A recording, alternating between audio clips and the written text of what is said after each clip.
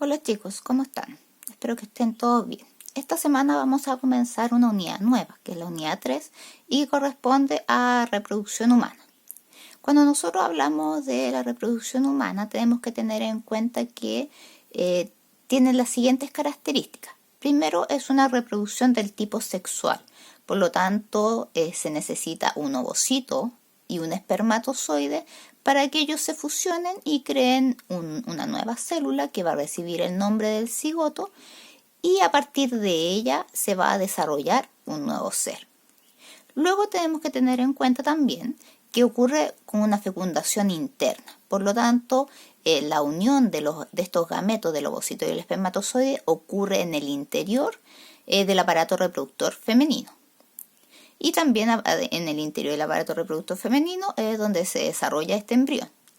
Y por último tenemos que esta tercera característica es que tiene una reproducción que es vivípara. Por lo tanto, el desarrollo embrionario, como les decía anteriormente, se realiza en el útero de la madre, ya donde se desarrolla un órgano en particular, que es la placenta, que es el encargado de nutrir a este embrión.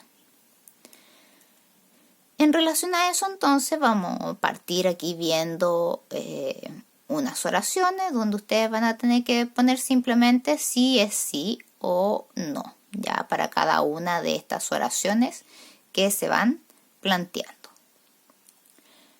Luego de eso, vamos a hablar, bueno, ahí tienen los tipos de fecundación para distintos tipos de animales, para que ustedes puedan notar la diferencia. Y aquí vamos ya de lleno a lo que es el ciclo biológico humano, ¿ya? Porque para poder nosotros hablar de reproducción humana, primero tenemos que saber las etapas que cumple el ser humano, ¿ya? Para poder llegar a esta etapa de reproducción. Primero comenzamos con la infancia, ya que la infancia va a ser la primera etapa que va a tener este nuevo ser.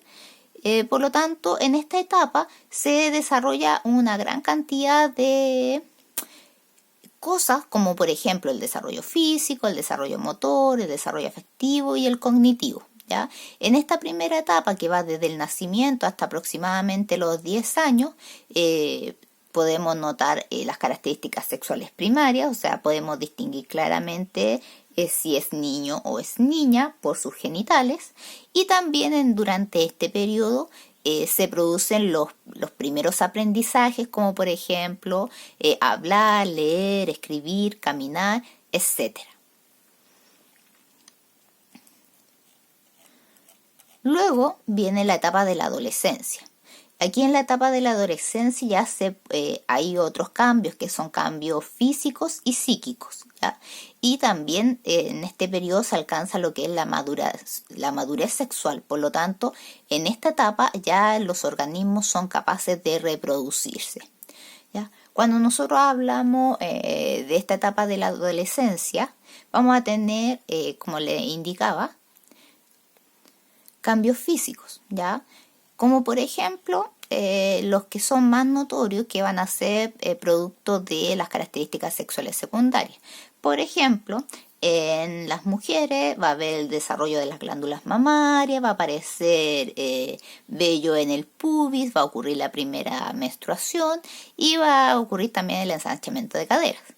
Y en el varón va a haber un cambio de voz, se van a desarrollar los testículos, también va a haber aparición de vello en el pubis, va a haber un crecimiento del pene, va a aparecer vello también en la cara y va a ocurrir las primeras eyaculaciones.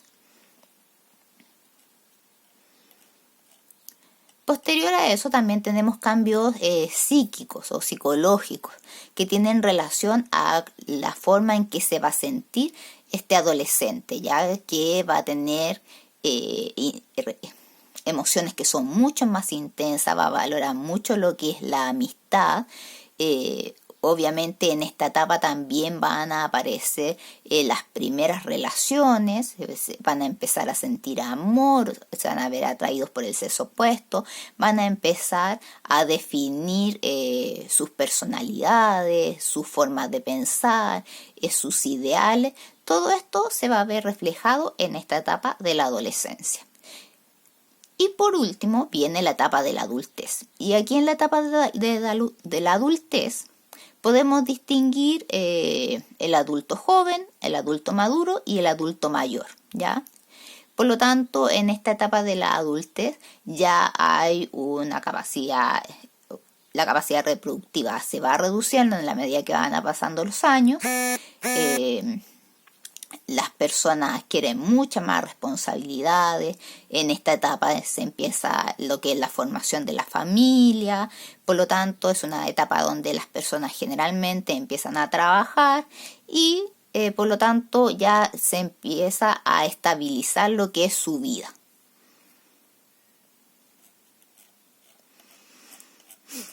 Entonces, en base a eso, van a tener que ustedes reconocer si esas características que están allí son características sexuales primarias o secundarias. Recuerden que las primarias son las que nosotros nacemos y las secundarias son las que se desarrollan en el periodo de la adolescencia.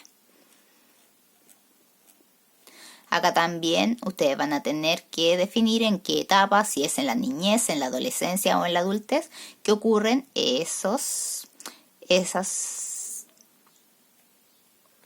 características que aparecen allí.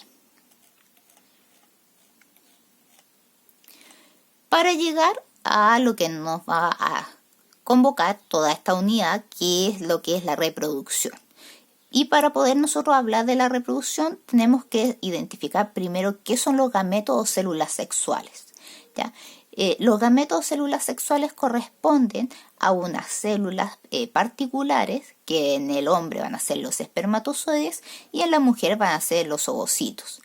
La unión de ambos va a formar una nueva célula que va a recibir el nombre de cigoto y esta nueva célula va a dar origen a un nuevo individuo. Es importante tener en cuenta que estos gametos se desarrollan en las gónadas. Eso quiere decir que en los varones se desarrollan en los testículos y en las mujeres se desarrollan en los ovarios. Y por lo tanto, si nosotros observamos aquí el ovocito u óvulo, vamos a tener tres regiones en particular. Una es el citoplasma, que es el medio acuático que está en el interior de la célula, donde se encuentran todos los organelos de importancia para que se puedan desarrollar los procesos vitales. Tenemos el núcleo, que es el que va a contener el ADN, y tenemos la membrana plasmática, que es la encargada de proteger toda esta célula. Tenemos que tener en cuenta que el ovocito es de un tamaño mucho mayor que el espermatozoide, y ahí lo vamos a ver con mayor detenimiento.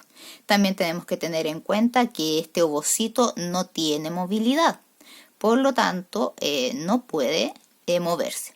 Lo que sí tenemos que tener en cuenta es que una vez que el ovocito es liberado en el proceso de la ovulación, viaja a través de los movimientos que ocurren en las trompas de Falopio, viaja hacia el útero en el encuentro del espermatozoide en caso de que haya habido alguna relación sexual.